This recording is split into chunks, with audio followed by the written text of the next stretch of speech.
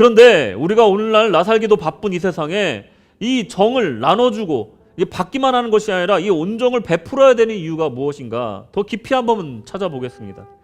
우리 하나님은 우리에게 무한한 자비를 베푸신다는 것을 먼저 볼게요.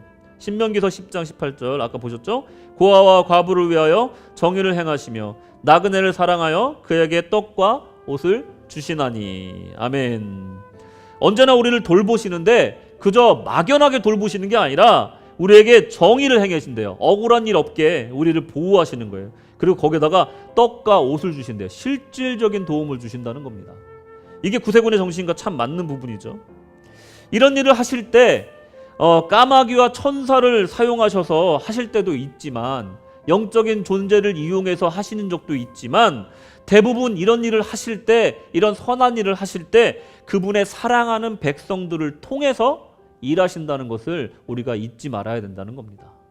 우리는 받는 존재이기도 하지만 우리는 하나님의 도구이기도 하다는 겁니다. 그래서 우리가 때로는 도움을 받고 필요한 것을 얻고 의지하러 언덕을 제공받지만 또 우리가 그런 역할도 해야 된다는 것입니다.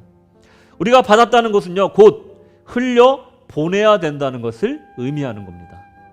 유대인들은 지금도 이 사회적 약자의 도움이 필요한 이웃들을 위해서 선행을 하는 것을 굉장히 중요한 덕목으로 삼습니다. 그래서요, 여러분, 이제 안식일이 되기 전에 이제 금요일날 저녁에 장사가 끝나잖아요. 그러면 시장에 가면요, 팔다 남은 채소 같은 것을 그냥 무상으로 다 약자들에게 나눠준대요. 그런 다음에 그것을 그냥 가져가는 것에 제약을 두지 않는다는 겁니다. 그리고 그 누가 그거를 막 갖다가 자기가 팔려고 가져오는 것도 굉장히 사회적으로 지탄을 받게 된대요.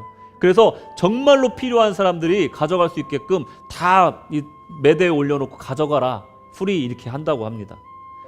그리고 정기적으로 기부를 하는 것을 굉장히 중요하게 생각한대요. 그리고 유대인들은 이것을 체다케, 아까 공의라고 얘기했잖아요.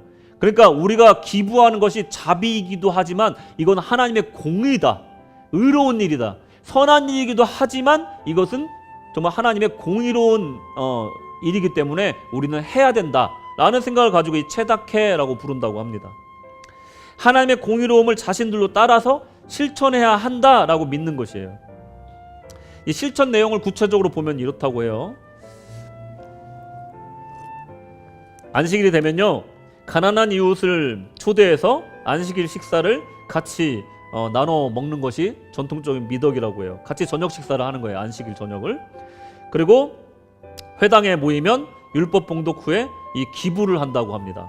그리고 이 안식일 전에 체다카 상자에 기부금을 이제 내고 금요일 오후에 가족들과 함께 헌금함에 같이 아이들도 손잡고 가서 같이 기부를 한대요. 그 다음에 환자를 방문하고 고아를 보호하고 노인을 섬기는 일을 이 안식일 전후로 이 계획해서 실천한다고 합니다. 그래서 실천하고 고치고 하는 일들을 통해서 그들이 이제 하나님의 공의를 이 땅에 이루어간다라고 믿는다고 합니다. 이 탈무드의 가르침을 보면요, 체다카는 기도보다 더 높은 덕목으로 평가를 받는 이 경건 행위다라고 그들은 믿는다고 해요. 기도보다 이 체다카가 더 높은 경지의 이런 영적인 활동이다라고 믿는다는 거예요. 그래서 이 체다카에도 8단계가 있는데 8단계를 다 말씀드릴 수는 없고 그 중에 가장 높은 단계는 이 마이모니데스라고 해가지고 이 받는 자가 누구인지 모르게 주는 것. 그러니까 이제 오른손이 하는 걸 왼손이 모르게 하라. 이것을 가장 높은 단계의 체다카다라고 그들은 믿고 정말 조용히 사람들을 돕는 일을 하려고 노력을 한다고 합니다. 의로운 사람은 이 팀 켈러는 이렇게 얘기를 해요. 의로운 사람은 자신의 권리를 주장하는 대신 타인의 권리를 위해 나선다, 이런 얘기를 했어요. 진정으로 의로운 사람은 나를 위해서 권리 주장하는 것이 아니라 타인의 권리를 위해서 나서는 사람이 진정으로 의로운 사람이다 라고 팀 켈러는 얘기를 합니다. 우리가 선행하는 것은 단지 우리의 사회적인 의무를 다하는 것뿐만 아니라 하나님의 공의를 이 땅에 이루는 목적에서 하고 있다는 겁니다. 하나님은 사회적으로 가장 취약한 자들을 통해 하나님의 나라가 어떤 것인지 보여준다라고 존 골딩게이가 얘기를 합니다. 하나님이 이 취약한 자들도 어떻게 다루는 것을 통해서 하나님의 나라를 보여주는 방식이 나타난다라는 거예요. 어떤 사람이 의로운 사람인가 선한 사람인가를 제일 잘 알 수 있는 방법이 뭐냐? 이 약자를 다루는 그 사람의 태도를 보면 그 사람이 선한지 악한지를 알 수가 있다고 얘기를 하잖아요. 하나님을 믿는지 안 믿는지, 잘 믿고 있는지 아닌지를 보는 가장 좋은 척도가 뭐냐? 바로 약자를 다루는 태도에 있다는 것입니다. 하나님의 공의를 이 땅에 이룬다는 것은 그리스도인들이 소유한 가장 고귀한 비전인 줄로 믿습니다. 하나님 나라와 그의 통치는 이런 방식으로 확산되고 세상을 물들여가고 어둠을 몰아낸다는 것입니다. 단지 물질을 나누는 것으로 이런 위대한 영적인 비전을 이루어갈 수 있다는 것은 참 놀라운 것입니다. 왜냐하면 영적인 것으로만 할 수 있다고 한다면 우리가 할 수 없는 영역이 있기 때문에 그래요. 하지만 내가 갖고 있는 것을 나눌 수 있는 결단이 있기만 하면 우리는 이 영적인 일에 참여할 수 있다는 것은 정말로 감사한 일이지 않습니까?